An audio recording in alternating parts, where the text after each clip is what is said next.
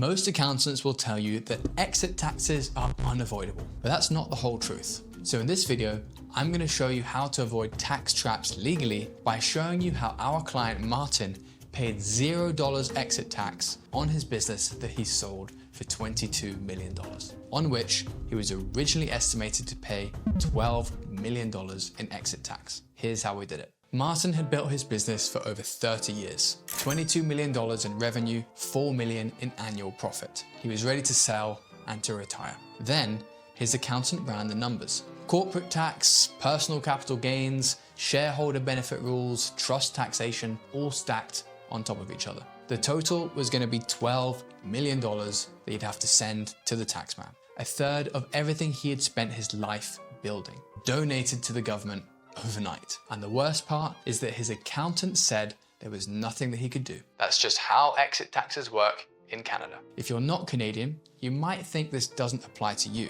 but almost every Western country has similar rules. In the US, for example, if you build a business, you're looking at up to 20% federal capital gains tax, plus 3.8% net investment income tax, plus state taxes. So in California, that's over 13% on top. So combined, you could be paying 37% or more on your exit. In Germany, if you own more than 1% of a company, then their exit taxes can hit up to 45% with your personal income tax rate when that's applied to gains that you haven't realized yet. Even in the UK, which doesn't have a formal exit tax yet, just raised business asset disposal relief rates from 14% in 2025, heading up to 18% by 2026, and capital gains on business sales now reach 24%. The point is, if you're a business owner anywhere in the Western world, the exit tax trap exists. The structure of how it works may be different, and the rates will vary, but the principle is the same. Governments want their cut before you can walk away.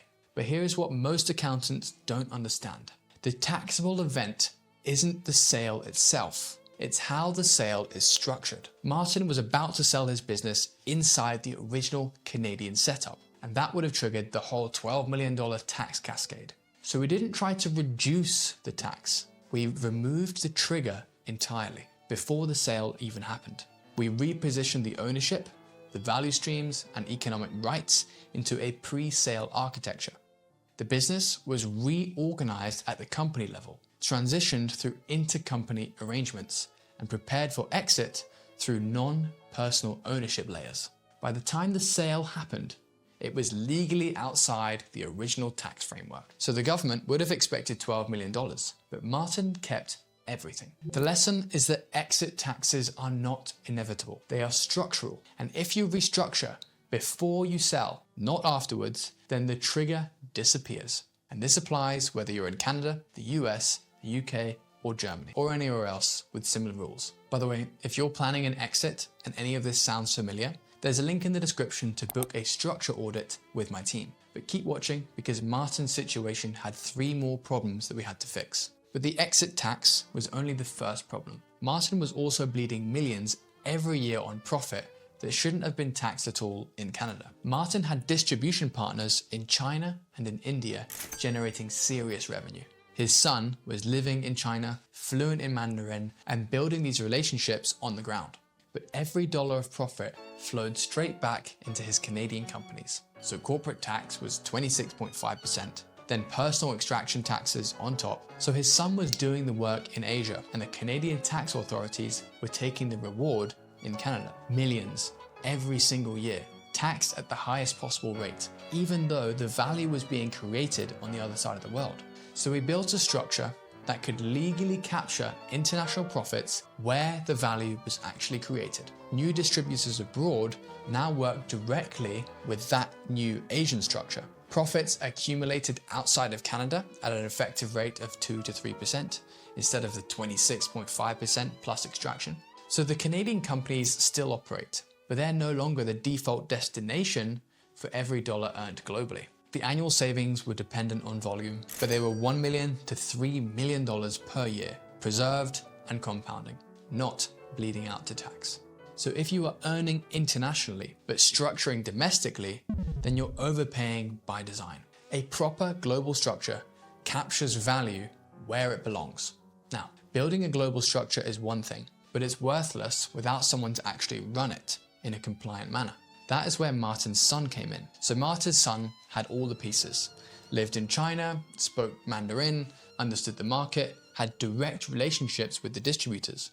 But inside the old structure, he was just a minority shareholder, 12.5% of one Canadian company, no official operational role, no real path to succession. So Martin had spent years wondering, okay, how do I actually pass this on to my kids? How do I include them in what I've built? But his original structure didn't allow for that. The business was trapped in Canada and his son was on the other side of the world. The global structure changed everything. We didn't just give his son shares, we made him the operational and economic driver of international expansion. Because of his residence, language skills, and direct market involvement, he became the natural operating nexus for the global entity. So this wasn't a paper role for his son, and paper roles aren't good for global structures. It was real economic substance, which is exactly what makes the structure compliant and completely defensible. For the first time, father and son weren't talking about succession someday. They were building it together now. A global structure doesn't just reduce tax, it creates optionality, including how you involve your family in what you've built.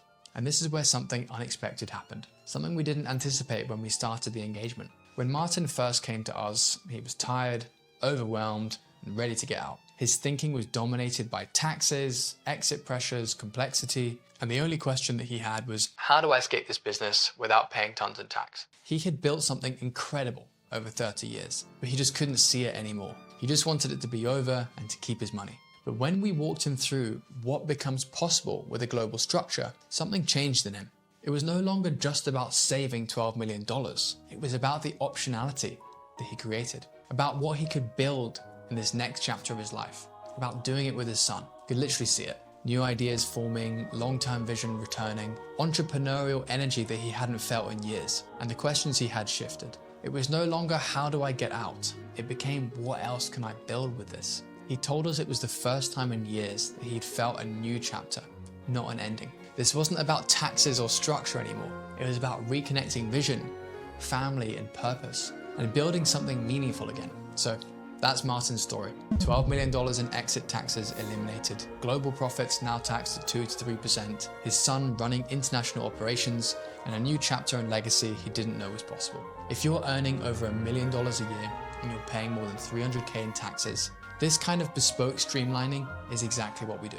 We help high earners slash at least $300K in taxes without relocating, using custom, compliant, international structures. If you'd like to see how this could apply to your situation, then there's a link in the description to book a complimentary structure audit with my team. We'll look at your setup, identify the gaps, and show you what's possible. Now, what I showed you today was the result, what happened for Martin. But there are 5 specific principles that made this possible. I break down all 5 of those principles in this video on screen. And once you understand them, you'll see exactly why structures like Martin's are fully compliant and legal. And remember, stay sovereign.